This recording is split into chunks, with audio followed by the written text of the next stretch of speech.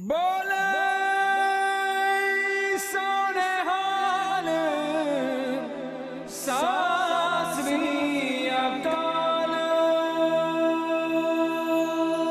फेर आखिए सतनाम श्री वाहिगुरु साहिब जी। हाँ जी महाराज। जैत सरी महला पंजवा। कोई जन हर्ष्यों देवै जोर। जैत सरी राग अंदर महला नाम पातशाह का है, स्वरूप का है। पंचम पातशाह पंजवें गुरु नानक स्वरूप सतगुरु श्री गुरु अर्जन देव साहिब जी महाराज उपदेश बख्शिश करते हैं। ये पंक्तियां रहाओ दियां भी हैं ते आरंभता दियां भी हैं। रहाओ दियां पंक्तियां अंदर सारे शब्द का संखेप होया करता है। सारा शब्द रहाओ दियां पंक्तियां की व्याख्या, इस करके संप्रदायी महापुरुष इसनूं सनाबी टीका भी कहते हैं। रहाओ दियां पंक्तियां नूं केंद्री भाव है। सो बेनती है अकाल पुरख दे सन्मुख कोई जन हर्षों देवै जोर। जन हर हर जन दुई एक है, बेब विचार कछना है। जन उसनूं कहा है जो वाहिगुरु का प्यारा है, जिहड़ा वाहिगुरु दे नाल जुड़िया होया है, वही दूसरे नूं जोड़ सकता है। जगदा दीवा ही दूसरे दीवे नूं जगा सकता है। प्रकाश ही अंधेरा मिटा सकता है। जिहड़ा कोई जुड़िया होया है, कोई भी जन होवे पर जुड़िया होया होवे, वो वाहिगुरु दे नाल सानू जोड़ देवे। जिहड़ा वाहिगुरु दे नाल जोड़ देवे फिर उसनूं भेटा की दईए, क्योंकि जो सब तो वड्डी दात है, वड्डी बख्शिश है, वो है वाहिगुरु दे नाल जोड़ देना। जिवें आपां हुणे गुरबाणी दीयां पंक्तियां पढ़ियां हन, आपां सारियां नूं याद भी हन कि जो वाहिगुरु दे प्यारे हन, जन्म मरण दोहूं मैं नाही पर उपकारी आए, जी दान दे भगती लायन हर सो लैन मिलाए। वाहिगुरु दे नाल वो मिला देंदे, जोड़ देंदे हन। जो प्रभ की हर कथा सुनावे, कहो नानक क्या दीजै, शीस वड्डे कर बैसण दीजै, बिन सिर सेव करीजै। मान न कीजै शरण परीजै, करै सो भला मनाइयै। सुन मीता जियो पिंड सब तन अर्पीजै, इयों दर्शन हर जियो पाइए। जिहड़ा वाहिगुरु दे नाल जोड़ देवे, जुड़िया होया महापुरुख जुड़िया होया ने। धन धन बाबा तारा सिंह जी, धन धन बाबा चरण सिंह जी, जिन्हां ने आप लखां ही संगतां नूं गुरु दे नाल जोड़िया है। फिर उन्हां नूं भेटा की दईए। अगे सतगुरु जी बख्शिश करदे हन। चरण गहों बकों शुभ रसना, दिजह प्राण अकोर। उन्हां दे चरण पकड़ लईए, चरण धोइए उन्हां दे। बकों शुभ रसना, रसना दे द्वारा मिठे बचन बोलिए उन्हां दे नाल। फिर की होएगा?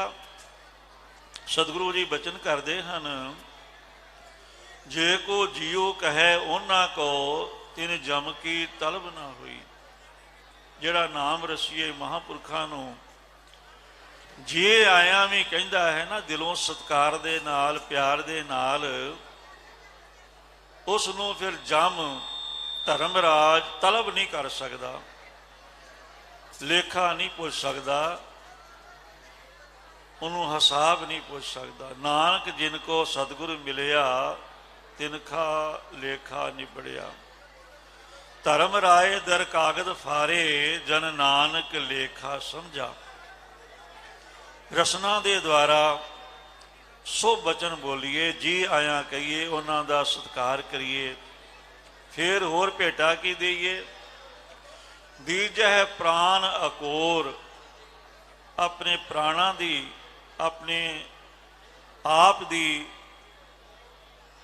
ਜਿੰਦ ਜਾਨ ਦੀ ਭੇਟ ਵੀ ਉਹਨਾਂ ਨੂੰ ਦੇ ਦਈਏ, ਸਾਰਾ ਕੁਝ ਅਰਪਣ ਕਰ ਦਈਏ, ਕਿਉਂਕਿ ਸਭ ਤੋਂ ਵੱਡੀ ਦਾਤ ਜੋ ਹੈ ਪ੍ਰਭੂ ਦੇ ਨਾਲ ਜੋੜਨ ਦੀ ਹੈ ਬਖਸ਼ਿਸ਼, ਤੇ ਜੋੜ ਉਹੀ ਸਕਦਾ ਹੈ ਜੋ ਜੁੜਿਆ ਹੋਵੇ। ਇਸ ਕਰਕੇ ਵਿਦਵਾਨਾਂ ਨੇ ਵੀ ਇਹ ਗੱਲ ਲਿਖੀ ਹੈ ਗ੍ਰੰਥਾਂ ਦੇ ਅੰਦਰ ਕਿ ਬ੍ਰਹਮ ਗਿਆਨ ਸਮਦਾਨ ਨਹਿ। ਜੋ ਬ੍ਰਹਮ ਵਿਦਿਆ ਹੈ ਇਹਦੇ ਸਮਾਨ ਹੋਰ ਕੋਈ ਦੂਸਰਾ ਦਾਨ ਨਹੀਂ ਹੈ। ਇਉਂ ਸਤਿਗੁਰੂ ਜੀ ਬਖਸ਼ਿਸ਼ ਕਰਦੇ ਹਨ। ਰਹਾਉ ਮਨ ਤਨ ਨਿਰਮਲ ਕਰਤ ਕਿਆਰੋ, ਹਰ ਸਿੰਚੈ ਸੁਦਾ ਸੰਜੋਰ। ਸੋ ਹੁਣ ਪ੍ਰਮਾਣ ਦਿੰਦੇ ਹਨ, ਜਿਵੇਂ ਆਪਾਂ ਜ਼ਿਮੀਂਦਾਰ ਖੇਤੀ ਬੀਜਣ ਵਾਸਤੇ ਕਿਆਰੇ ਬਣਾਉਂਦੇ ਹਾਂ, ਕਿਉਂਕਿ ਉਹਨਾਂ ਕਿਆਰਿਆਂ ਦੇ ਵਿੱਚ ਪਾਣੀ ਖਲੋ ਸਕੇ, ਫਿਰ ਉਸ ਨੂੰ ਸਿੰਜਦੇ ਹਾਂ, ਜ਼ਮੀਨ ਵੱਤਰ ਆ ਸਕੇ। ਜਦੋਂ ਫਿਰ ਜ਼ਮੀਨ ਵੱਤਰ ਆ ਜਾਂਦੀ ਹੈ, ਫਿਰ ਆਪਾਂ ਬੀਜ ਬੀਜਦੇ ਹਾਂ। ਇਸੇ ਤਰ੍ਹਾਂ ਹੀ ਇਹ ਮਨ ਨੂੰ, ਇਹ ਤਨ ਨੂੰ ਕਿਵੇਂ ਨਿਰਮਲ ਕਰਨਾ ਹੈ। ਮਨ ਤਨ ਸੁਧ ਜਪਤ ਹਰ ਨਾਏ, ਨਾਮ ਜਪਣ ਦੇ ਨਾਲ ਮਨ ਸੁਧ ਹੋਵੇਗਾ। ਸੇਵਾ ਕਰਤ ਮਨ ਨਿਰਮਲ ਹੋਵੇ, ਤੇ ਸੇਵਾ ਕਰਦਿਆਂ ਵੀ ਮਨ ਨਿਰਮਲ ਹੋਵੇਗਾ।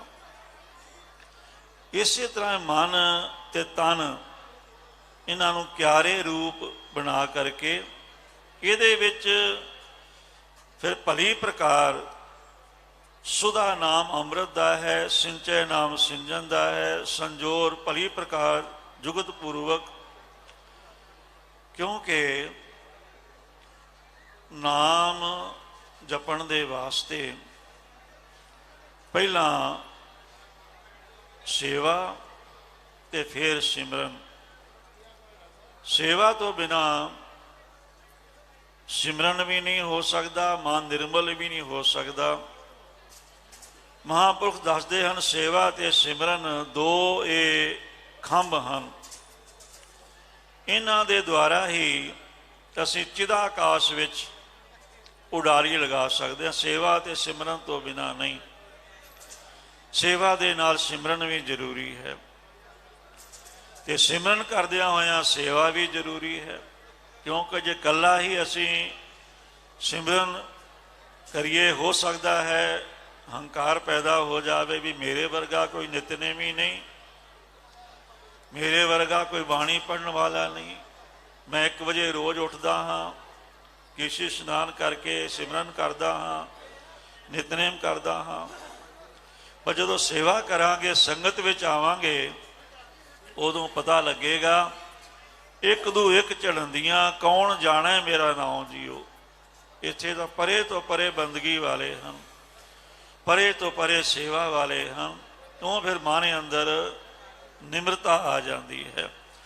ਇਹ ਜਿਹੜਾ ਨਾਮ ਦਾ ਰਸ ਹੈ, ਇਹਦੀ ਮਸਤੀ, ਇਹਦਾ ਆਨੰਦ ਕਿਵੇਂ ਪ੍ਰਾਪਤ ਹੋਵੇ, ਉਹ ਸਤਿਗੁਰੂ ਜੀ ਅਗਲੀ ਪੰਕਤੀ ਵਿੱਚ ਦੱਸ ਰਹੇ ਹਨ। ਯਾ ਰਸ ਮਹਿ ਮਗਨ ਹੋਤ ਕਿਰਪਾ ਤੇ, ਮਹਾ ਵਿਖਿਆ ਤੇ ਤੋਰ। ਸੋ ਨਾਮ ਰਸ ਵਿੱਚ ਜੋ ਮਸਤ ਹੋਣਾ ਹੈ, ਮਗਨ ਹੋਣਾ ਹੈ, ਤਦਾਕਾਰ ਹੋਣਾ ਹੈ, ਉਹ ਤਾਂ ਹੋਇਆ ਜਾਏਗਾ ਜਦੋਂ ਵਿਖਿਆ ਵਿਖ ਜੋ ਵਿਸਾਰ, ਪ੍ਰਭ ਕੋ ਜਸ ਹੀਏ ਤਾਰ। ਇਹ ਵਿਖੇ ਬਨ ਫੀਕਾ ਤਿਆਗਰੀ ਸਖੀਏ ਨਾਮ ਮਹਾਰਸ ਪੀਓ। ਜੋ ਵਿਕਾਰਾਂ ਦਾ ਵਿਖਿਆਂ ਦਾ ਰਸ ਹੈ, ਇਹ ਫਿੱਕਾ ਰਸ ਹੈ, ਪਰ ਜਿੰਨਾ ਚਿਰ ਨਾਮ ਦਾ ਰਸ ਨਹੀਂ ਆਉਂਦਾ ਉਹਨਾਂ ਚਿਰ ਉਹ ਰਸ ਬੜਾ ਚੰਗਾ ਲੱਗਦਾ ਹੈ। ਪਰ ਨਾਮ ਰਸ ਬਿਨ ਹੋਰ ਸਭ ਵਿਖ ਜਾਣ, ਮਾਇਆ मोह जले अभिमान। हर रस के ऊपर अवर क्या कहिए, जिन पिया सो तृप्त आगा। सतगुरु जी ने रसना नूं संबोधन किया है कि रसना आन रसा जेते तै चाखे, निमक ना तृष्णा तेरी लाथे। हर रस का तू चाखे साध, ਚਾਖਤ ਹੋਏ ਰਹੇ ਹੈ ਬਿਸਮਾਦ। ਪਰ ਇਹ ਰਸ ਦੀ ਪ੍ਰਾਪਤੀ ਤਾਂ ਹੋਏਗੀ ਜਦੋਂ ਮਹਾ ਵਿਖਿਆ ਜੋ ਮਾਇਆ ਦੇ ਰਸ ਹਨ, ਇਹਨਾਂ ਤੋਂ ਅਸੀਂ ਆਪਣੇ ਮਨ ਨੂੰ ਤੋੜਾਂਗੇ। ਤੇ ਮਨ ਟੁੱਟੇਗਾ ਕਿਵੇਂ?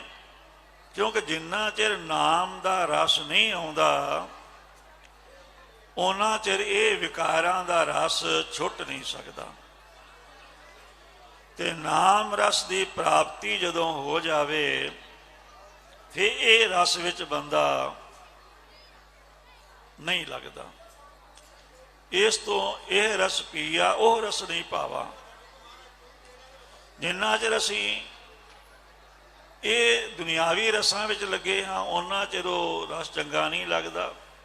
ਜਦੋਂ ਨਾਮ ਦਾ ਰਸ ਪੀ ਲਵਾਂਗੇ ਫਿਰ ਉਸ ਰਸ ਤੋਂ ਉੱਪਰ ਹੋਰ ਕੋਈ ਰਸ ਹੈ ਹੀ ਨਹੀਂ, ਹੋਰ ਕੋਈ ਆਨੰਦ ਹੈ ਹੀ ਨਹੀਂ। ਨਾਮ ਜਪਣ ਦੀ ਆਪਾਂ ਸਾਰੇ ਕਹਿੰਦੇ ਵੀ ਅਸੀਂ ਨਾਮ ਜਪਦੇ ਹਾਂ, ਬਾਣੀ ਪੜ੍ਹਦੇ ਹਾਂ। ਮਹਾਂਪੁਰਖ ਬ੍ਰਹਮ ਗਿਆਨੀ ਸੰਤ ਗਿਆਨੀ ਮੋਹਨ ਸਿੰਘ ਜੀ ਸੰਪਰਦਾਇ ਪਿੰਡਰਾਂ ਵਾਲੇ, ਉਹ ਮਹਾਂਪੁਰਖ ਕਥਾ ਵਿੱਚ ਬਹੁਤ ਵਾਰੀ ਇਹ ਗੱਲ ਦੱਸਿਆ ਕਰਦੇ ਸਨ ਕਿ ਨਾਮ ਜਪਣ ਦੀ ਅਵਸਥਾ ਉਦੋਂ ਸ਼ੁਰੂ ਹੁੰਦੀ ਹੈ ਜਦੋਂ ਤੁਹਾਨੂੰ ਨਾਮ ਜਪਦਿਆਂ ਰਸ ਆਉਣ ਲੱਗ ਜਾਵੇ। ਜਿੰਨਾ ਚਿਰ ਰਸ ਨਹੀਂ ਆਉਂਦਾ ਉਹਨਾਂ ਚਿਰ ਸਮਝੋ ਵੀ ਅਜੇ ਨਾਮ ਜਪਣ ਦੀ ਅਵਸਥਾ, ਅਜੇ ਬਾਕੀ ਤਾਂ ਪ੍ਰਾਪਤੀ ਬੜੀ ਦੂਰ ਹੈ, ਪਰ ਨਾਮ ਜਪਣ ਦੀ ਅਵਸਥਾ ਵੀ ਅਜੇ ਸ਼ੁਰੂ ਨਹੀਂ ਹੋਈ। ਨਾਮ ਜਪਦਿਆਂ ਹੋਇਆਂ ਰਸ ਪ੍ਰਤੱਖ ਰਸ ਆਉਂਦਾ ਹੈ। ਉਹ ਰਸ ਮਨ ਹਰ ਰਸ ਸਭ ਤੇ ਮਿੱਠਾ ਜੀਓ, ਉਹ ਸਾਰਿਆਂ ਰਸਾਂ ਤੋਂ ਮਿੱਠਾ ਰਸ ਹੈ। ਜਦੋਂ ਨਾਮ ਦਾ ਰਸ ਆਉਣ ਲੱਗ ਜਾਏਗਾ ਫਿਰ ਵਿਕਾਰਾਂ ਦਾ ਰਸ ਘਟਣ ਲੱਗ ਜਾਏਗਾ। ਉਧਰੋਂ ਮਨ ਮੁੜਨ ਲੱਗ ਜਾਏਗਾ, ਮਨ ਸੁਚੇਤ ਹੋਣ ਲੱਗ ਜਾਏਗਾ, ਹੁਸ਼ਿਆਰ ਹੋਣ ਲੱਗ ਜਾਏਗਾ, ਸਮਝ ਆ ਜਾਏਗੀ। ਸੋ ਇਸ ਰਸ ਵਿੱਚ ਉਹਦੀ ਕਿਰਪਾ ਤੋਂ ਬਿਨਾ ਮਗਨ ਨਹੀਂ ਹੋਇਆ ਜਾ ਸਕਦਾ।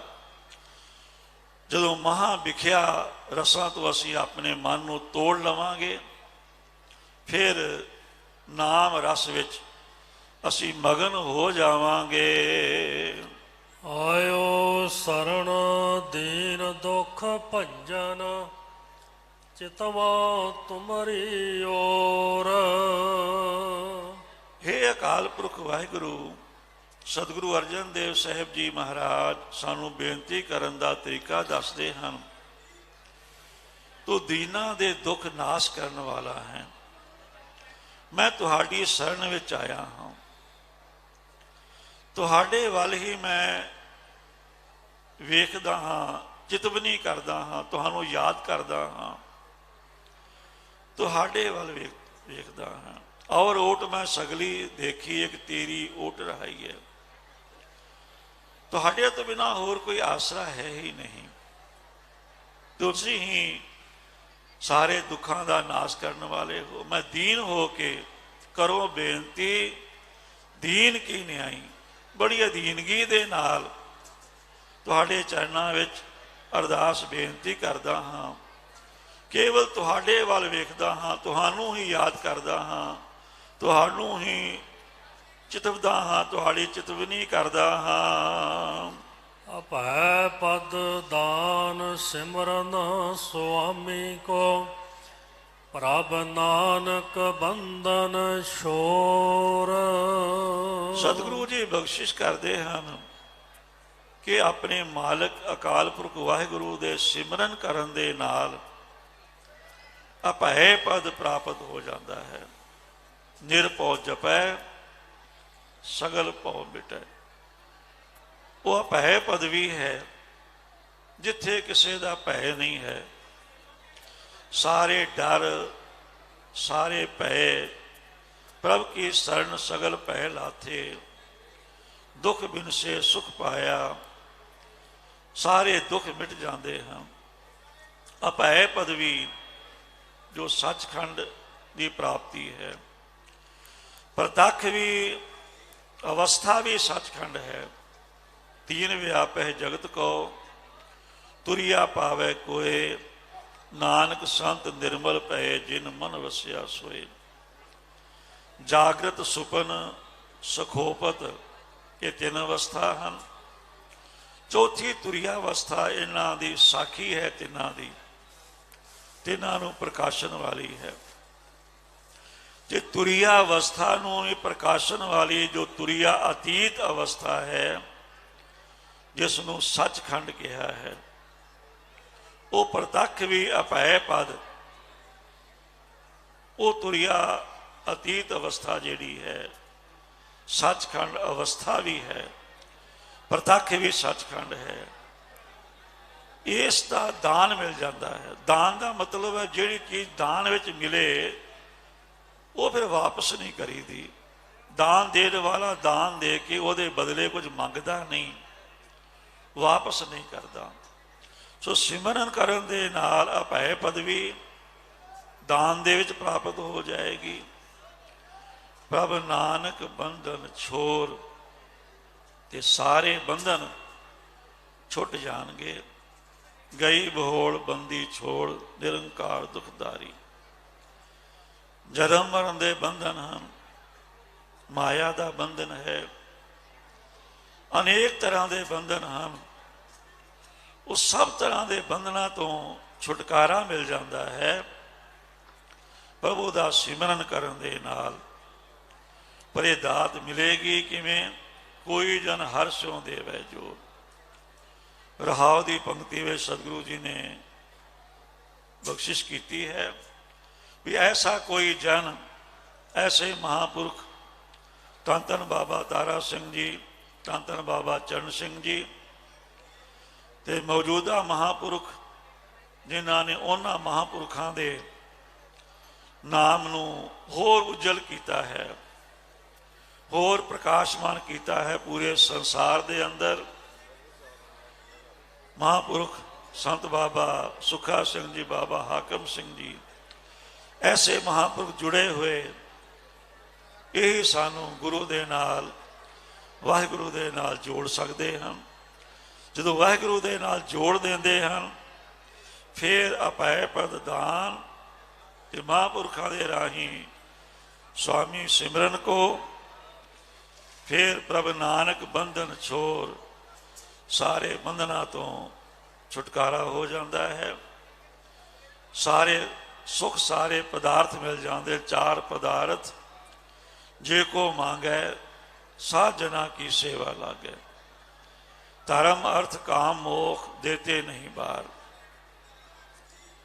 ਧਰਮ ਅਰਥ ਕਾਮ ਤੇ ਮੋਖ, ਐਸ ਦੁਨੀਆ ਦੇ ਸੁਖ ਤੇ ਪਰਲੋਕ ਦੇ ਸੁਖ, ਸਾਰਾ ਕੁਝ ਹੀ ਪ੍ਰਾਪਤ ਹੋ ਜਾਂਦਾ ਹੈ ਮਹਾਂਪੁਰਖਾਂ ਦੀ ਸੇਵਾ ਕਰਨ ਦੇ ਨਾਲ, ਮਹਾਂਪੁਰਖਾਂ ਦੇ ਬਚਨ ਕਰਨ ਮੰਨਣ ਦੇ ਨਾਲ, जे को बचन कमावे संतन का सो गुर प्रसादी तरिए। आओ इतनी हाजरी प्रवान करनी। हाजिर तौते महापुरुष तत बेते नाम रसीए धन धन बाबा सुखा सिंह जी, बाबा हाकम सिंह जी। अज तो नहीं बहुत सालों तो दास दे नाल अपना भरा जान के भरा वांगू प्यार करते रहे, करते हैं। उन्हों का ऐसा प्यार है महापुरखों का कि महापुरखों का सुभाव होंदा है जिहदे नाल एक बार प्यार जोड़ लेंदे हैं, तोड़ते नहीं हैं। वो फिर प्रीति अखीर तक निभा देंदे हैं। ऐसे नाम रसीए तत बेते महापुरुख बाबा सुखा सिंह जी, बाबा हाकम सिंह जी, उन्होंने दे प्यार का सदका पहला महापुरुष बहुत ही चंगी रूह सिंह साहब ज्ञानी पूर्ण सिंह जी, वो अरदास की सेवा हुक्मनामे की सेवा निभाते सन। हुक्मनामे की कथा आके करनी तो उन्होंने होंदिया भी कई बार महापुरखों ने सेवा ला देनी, उन्होंने अगे पिछे हो जाना। उन्होंने तो बाद फिर दोहां महापुरखों ने यह पक्का हुक्म कर दिता भी तुसी हर साल ये सेवा पक्की निभानी है। सो जिमें सतगुरु जी ने सोझी बख्शी, गुरबाणी के अर्थ बेअंत हैं, परे तो परे हैं। जिन्नी को सोझी दी सतगुरु जी ने अखरी अर्थां की विचार आप जी दे नाल सांझी की है। होइयां भुलां गलतियां दी खिमा बख्शनी। आओ अखीरलियां पंक्तियां सिंह साहब के पासों सरवण करके फतेह बुलाइए। अगला प्रोग्राम आप जी नूं महापुरखों की आग्या अनुसार स्टेज तो दसिया जाएगा। आओ पंक्तियां पढ़ के फतेह बुलाइए। आयो शरण दीन दुख भंजन, चितवा तुम्हारी ओर। अभय पद दान सिमरन स्वामी को, प्रभ नानक बंधन छोर। वाहिगुरु जी का खालसा, वाहिगुरु जी की फतेह।